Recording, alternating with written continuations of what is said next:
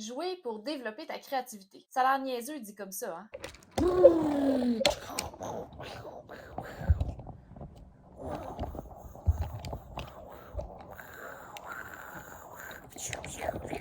Puis vu de même, ça a aussi l'air niaiseux, mais pourtant, c'est vraiment un excellent outil pour développer ta créativité. Je t'explique comment dans cette vidéo. Je m'appelle Raphaël Desmiensanes, fondatrice de la Miensan Academy, experte en gestion de projet et créativité, et j'aide les créatifs à facilement gérer leurs projets et les gestionnaires à optimiser leur créativité. Reste avec moi, ça commence maintenant.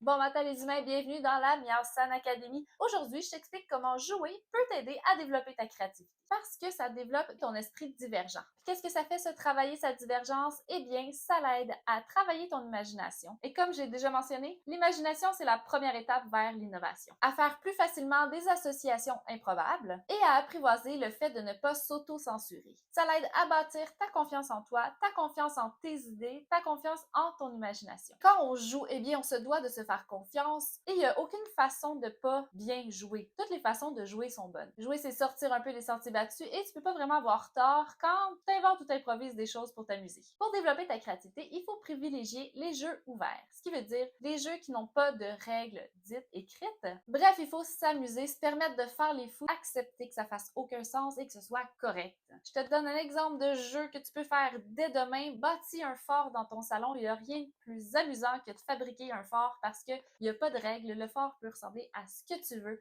Tu as besoin de couvertes, de coussins, tu peux utiliser des chaises. Les possibilités sont infinies et c'est là que tu développes ta créativité parce que c'est là qu'il va falloir que tu uses ta ingéniosité pour qu'ils tiennent. Donc, tu vas travailler tes solutions créatives. Il n'y a pas de mauvaise façon de bâtir un fort. Un fort, ça peut ressembler à n'importe quoi. Eh bien, cette activité-là, c'est un excellent exemple de jeu qui t'aide à développer davantage ta créativité. Si vous avez des enfants, je vous invite à jouer avec eux. Asseyez-vous par terre, inventez des histoires, faites des barbeaux, faites des bonnes omelettes en pâte à modeler. Et si vous n'avez pas d'enfants, eh bien, faites la même chose. Prenez le temps de jouer. On n'a pas besoin d'être parent pour retrouver son imaginaire d'enfant. En conclusion, jouer va t'aider à développer ta pensée divergente et va donc t'aider, par le fait même, à travailler ta créativité. J'ai d'ailleurs une excellente vidéo sur la créativité, je te mets le lien juste ici si ça t'intéresse d'en savoir plus. Rapidement, je récapitule. Donc, travailler ta pensée divergente en jouant va te permettre de développer ton imagination. On se souvient, est la première étape vers l'innovation. Ça va t'aider à faire des associations improbables, ce qui veut dire aussi de la résolution de problèmes. Et ça va bâtir ta confiance parce que ça va te permettre de ne pas te censurer et de ne pas avoir peur de faire les fous. Puis parfois, il faut sortir un petit peu de sa zone de confort. Donc, je t'invite à aller t'asseoir et à jouer avec des petites voitures ou à te bâtir un fort. Mais